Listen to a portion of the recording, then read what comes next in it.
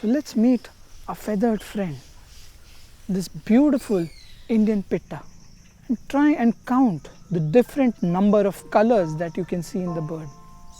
Well, I can see a red, I can see a blue, something like a skin color. I can see the black stripe around the eye. Try and guess more. That's your task.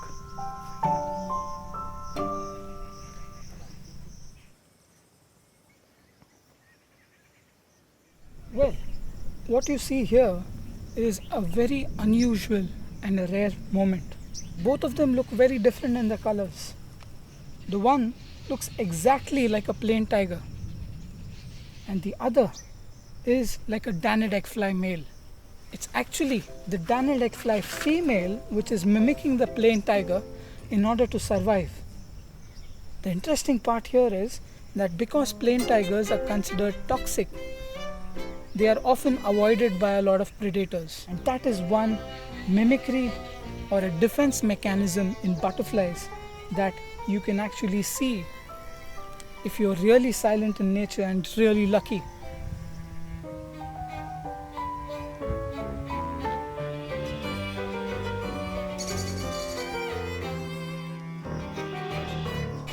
Now, this tree is a very common native tree around us, and we are often known to worship this tree. You can simply call it the people tree. But remember, it's not P-E-O-P-L-E, but it's the P with double E, P-A-L. Now if you see this leaf,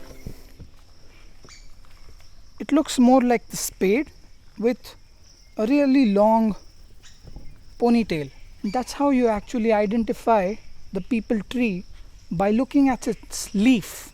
Remember that almost every native tree will always have its medicinal properties. So when you are planting a tree, remember it is a must to plant a native tree around you.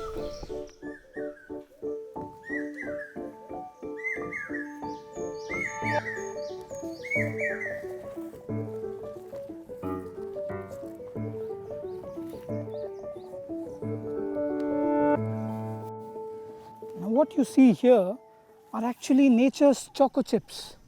Well, you don't have to actually try one, because this is the poop of the nilgai. You can also call it the blue bull, which is Asia's largest antelope. Poop in wildlife has its own benefits to nature. Now the major benefit here is that the nilgai poop will help in the seed dispersal of many plants around, and that's how it flourishes and encourages the growth of nature and its ecosystem around.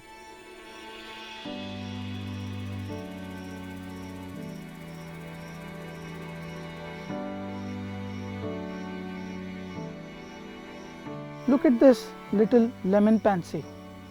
As soon as you start sweating and there's good amount of sunlight coming onto you, it seems to be a good perching site for the butterfly, and it's getting enough salts from me.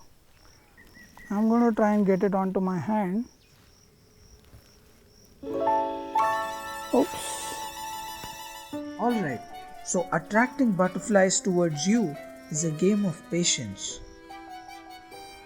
Don't directly try and catch a butterfly, because the wings of the butterfly are very sensitive, and if you touch them, you may end up taking off the wing completely. And see the club shaped antenna that it has, and hence you can actually say that it's a butterfly. I'm just taking another casual walk with the lemon pansy. I have not tried to capture the butterfly, I have not tried to catch hold of the butterfly. It's just patience.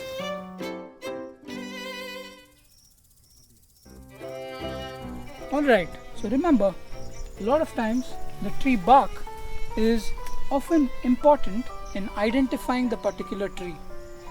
Now, don't forget to also try this activity. When you are next to a tree, just take a paper, just take a pen or a pencil, and just try and trace how the bark texture is.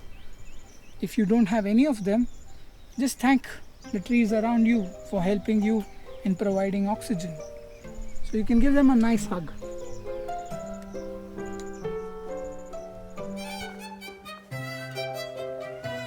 Do remember that you wear your right shoes when you are in nature. You will feel thirsty, so do carry a bottle of water with you wherever you go and ensure that it is not a plastic one, and nature will give back the best possible experiences to you and you will have a great adventure.